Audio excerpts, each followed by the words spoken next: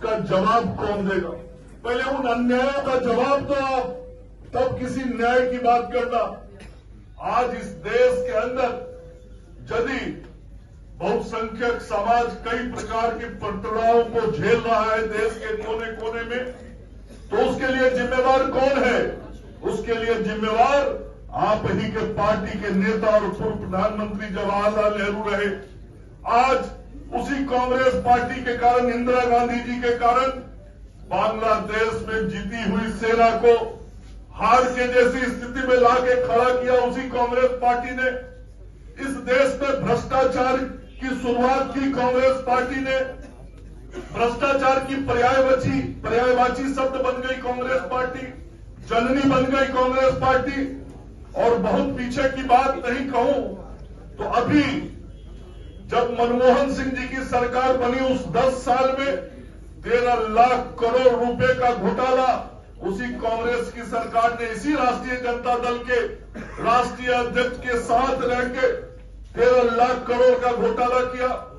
उसी कांग्रेस पार्टी के पूर्व 2 अध्यक्ष श्रीमती सोनिया गांधी जी और राहुल गांधी जी नेशनल हेराल्ड के मामले में जमानत पर हैं। और आप ही के पार्टी के एक सांसद धीरज साहू जी के यहां अभी कुछ दिन पहले 350 करोड़ रुपया से अधिक नकद मिला। 2 मशीन गर्म हो गया, खराब हो गया। ये सारे पैसे जो लूटे, आपने जो भ्रष्टाचार किया, आपने देश के साथ जो अन्याय किया, उसका जवाब पहले राहुल गांधी जी, देश की जनता आपसे चाहती है। तब किसी न्याय यात्रा पे आप निकलना, नहीं तो आपकी न्याय यात्रा का भी वही हाल होने वाला है जो पिछली यात्रा का हुआ था। आपको कुछ मिलने वाला नहीं। और ये सारे जो अलायंस और गठबंधन के लोग हैं, ये गठबंधन के लोग अपने अपने राज्य में जो राजनीति कर ले, लेकिन राष्ट्रीय स्तर पर नरेंद्र मोदी जी का आज कोई जवाब नहीं है। और नरेंद्र मोदी जी की जो नीतियां हैं, गरीबों के कल्याण के जो कार्यक्रम हैं, महिलाओं के विकास की जो योजना उनके सरकार के द्वारा लाई गई है, उसका कोई जवाब आज किसी के पास नहीं। आज संपूर्ण देश का युवा, महिला, मजदूर, किसान नरेंद्र मोदी जी के साथ चलने को तैयार है। और यही कारण है कि विभिन्न राजनीतिक दलों में काम करने वाले कार्यकर्ता, नेता भी अब इस बात को मान चुके हैं कि यदि इस देश को आगे ले जाना है और हमको भी राजनीति करते हुए अब समाज को विकास की तरफ आगे बढ़ाना है, तो नरेंद्र मोदी जी के हाथ को मजबूत करना होगा, भारतीय जनता पार्टी के साथ चलना होगा। और पिछले कुछ महीनों से लगातार भारतीय जनता पार्टी का कारवा बढ़ता चला जा रहा है और बड़ी संख्या में राज्य के हर कोने से लोग भारतीय जनता पार्टी की सदस्यता ग्रहण कर रहे हैं। आज भी जो इतनी बड़ी सदस्यता ग्रहण करने का कार्यक्रम यहाँ आप सब लोगों की उपस्थिति में हुआ है, इससे भारतीय जनता पार्टी की ताकत और बढ़ी है। एक बार फिर से प्रगति मेहता जी के साथ सभी भाइयों का पार्टी परिवार में स्वागत और अभिनंदन करता हूं। आप सब लोगों का बहुत बहुत धन्यवाद, बहुत बहुत आभार। भारत माता की भारत। मित्रों, सबसे पहले प्रगति मेहता जी के साथ आज जितने सारे साथी भारतीय जनता पार्टी परिवार में शामिल हो रहे हैं, उन सभी लोगों का बहुत ही खुले हृदय के साथ दोनों हाथ फैला के आपको अपनी पार्टी के अंदर आपका स्वागत और अभिनंदन करता हूं। और आप ऐसा महसूस करेंगे कि ऐसा फूल का माला सबके गले में डाल के सबका भाजपा परिवार में हम सब लोग स्वागत अभिनंदन कर रहे हैं। ऐसा भाव आप यहां से लेके जाएंगे। और मुझे पूरा विश्वास है कि आज इतनी बड़ी संख्या में जो आप सब लोग भाजपा परिवार में शामिल हुए हैं, भारतीय जनता पार्टी की ताकत और मुंगेर क्षेत्र में बढ़ेगी और खास करके बड़ी संख्या में नौजवान दिखाई पड़ रहे हैं। तो आज नरेंद्र मोदी जी के साथ देश तो चला ही है, देश के साथ देश का युवा पूरी तरीके से मोदी जी के साथ चल पड़ा है। वो आज यहाँ इस ज्वाइनिंग के कार्यक्रम में भी दिखाई पड़ रहा है। और मित्रों, मैं आप सब लोगों के सामने कहना चाहता हूं, और मैंने पहले भी कई बार कहा कि देश के अंदर कुछ राजनीतिक दलों के नेता भारतीय जनता पार्टी के खिलाफ और आदरणीय नरेंद्र मोदी जी के विरोध में तरह तरह का गठबंधन और नेतृत्व को आगे लाने का प्रयास हमेशा से कुछ दिनों कुछ महीने से कर रहे हैं, लेकिन ना तो उन्हें सफलता मिली है ना मिलेगी, ये मैं पहले भी कह रहा था। और ये जैसे जैसे दिन चुनाव के नजदीक आते जा रहे हैं, वो सारी तस्वीरें भी बहुत साफ होती जा रही हैं कि इंडी अलायंस आगे आने वाले दिनों में केवल और केवल नेताओं के फोटो खिंचाने का अलायंस पर रह जाएगा। उससे आगे उसकी जमीनी ताकत कुछ नहीं रहने वाली। और कांग्रेस पार्टी के पूर्व राष्ट्रीय अध्यक्ष एक यात्रा पे निकलने वाले, और उन्होंने उस यात्रा का नाम न्याय यात्रा दिया। स्वीकार नहीं कर सकता। और इस तरह का वातावरण निश्चित तौर पर हमारे क्षेत्र के सांसद हैं, तो मुझे तो दुख है ही कि इस तरह से उनको अपमानित किया गया। और जिस व्यक्ति पर अपने दल का विश्वास, नेता का विश्वास न रहे, फिर उसको पद पर बने रहने का कोई औचित्य नहीं था, पहले ही इस्तीफा दे देना चाहिए था। क्या कारण लग रहा है आपको? अब तो कारण बताएंगे वो लोग ही। राजद के लोग कितने लोग को बर्बाद करेंगे। राजद पूरे बिहार को बर्बाद किया, और जो लोग राजद के संगति में गया उसकी भी बर्बादी तय हो जाती है। बिहार पर क्या असर पड़ेगा इसका? बिहार को तो ये जंगल राज वाले ने कई बीमारी को महामारी में बदल दिया, और वो महामारी फिर से देखिए, राजनीतिक अस्थिरता के कारण प्रशासनिक अराजकता फैला, और प्रशासनिक अराजकता अपराध भ्रष्टाचार को चरम पर पहुंचा है। आज पूरे बिहार के अंदर ये महामारी के रूप में व्याप्त है।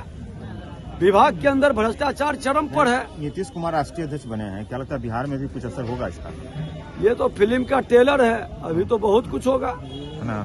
कई राष्ट्रीय अध्यक्ष हटाए गए हैं जदयू के अब तक, और फिर से एक बार नीतीश के हाथ में रही है। देखिए, राजद के लोग और जदयू के लोग क्या खिचड़ी पक रही है, और राजद क्या खिचड़ी पकाएगा, ये तो आने वाला दिन में पता चलेगा। अभी तो जो चर्चा है मार्केट में कि राजद के लोग तो कुछ नया खेल खेलना चाहते थे खरमास के बाद, लेकिन मुख्यमंत्री नीतीश कुमार जी वक्त के पहले ही सजग हो गए।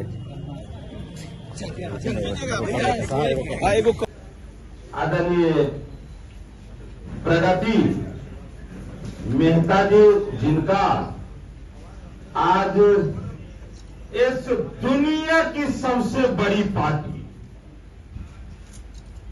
भारतीय जनता पार्टी में अपना विश्वास जताकर, जिनके मन में आता है कि मैं देश का रक्षा, धर्म का रक्षा, अपने संस्कृति का रक्षा यदि करना चाहता हूं तो भारतीय जनता पार्टी में यह संभव है। इसलिए आज भारतीय जनता पार्टी का आज दामन थाम के आज यहां थामने के लिए आया है। जोरदार ताली बजाकर इसका स्वागत, अभिनंदन और शुभकामना। आज इनके लिए शुभकामना का दिन है कि जैसे आप अपने औलाद का जब विवाह करते हैं तो वर वधू स्वागत समारोह रचते हैं। स्वागत समारोह हम किसका करते हैं? जिनसे बहुत बड़ा अपेक्षा होता है, हम वहां अपेक्षा रखते हैं यही वर वधू का जोड़ी मेरा वंश बढ़ाएगा, परिवार का रक्षा, देश का रक्षा, संस्कृति का रक्षा करेगा। उसी प्रकार आज हम सब अपेक्षा इनसे रखते हैं कि भारतीय जनता पार्टी का ऊर्जा पाकर के ये अपने मिशन में कामयाब होंगे और दुनिया के सबसे लोकप्रिय नेता, गरीबों के मसीहा, भारत के यशस्वी प्रधानमंत्री जो कहते हैं सबका साथ, सबका विकास, सबका विश्वास, सबका प्रयास, वास्तविक में कहीं सभी समाज को यदि न्याय मिलेगा, हक मिलेगा, तो भारतीय जनता पार्टी में ही संभव है। ये तो स्पष्ट सब लोग जान चुके हैं।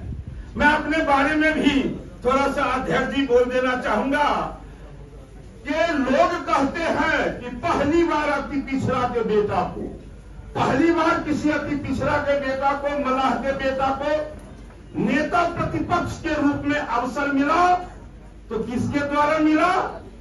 भारतीय जनता पार्टी के द्वारा मिला है।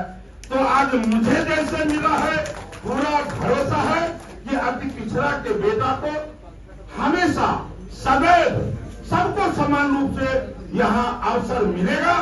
मैंने सदन में भी कहा था आदरणीय अपने मुख्यमंत्री जी को कि मुख्यमंत्री जी आप अति पिछड़ा चिल्लाते हैं तो न्याय भी कीजिए थोड़ा सा।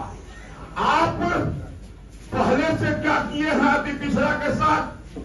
पहले से आप कहते हैं कि अति पिछड़ा मेरा है।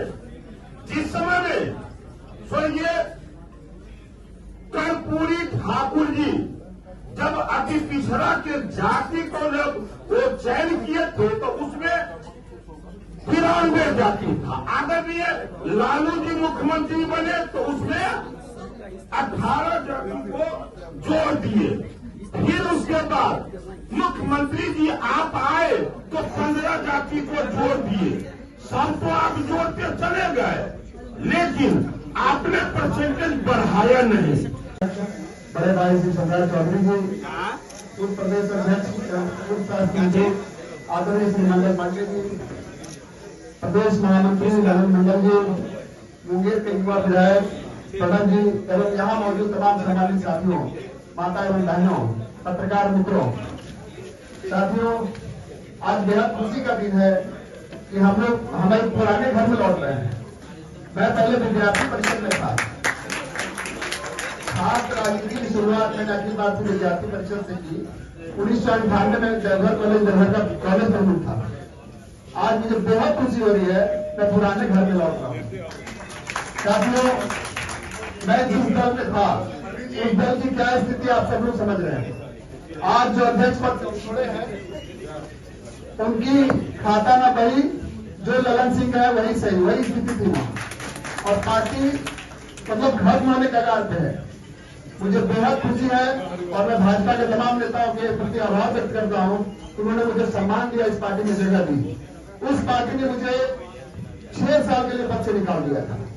क्या निकाला था? मैंने धार्मिक समाज की बात की थी। वो अति पिछड़ा समाज जो 18 साल नितिन जी की सरकार चला रहा था पूरी ताकत के साथ, लेकिन जातीय गणना में जब उसकी संख्या कम थी तो मैंने आवाज उठाई तो मुझे पार्टी विरोधी बताकर पार्टी से निकाल दिया गया।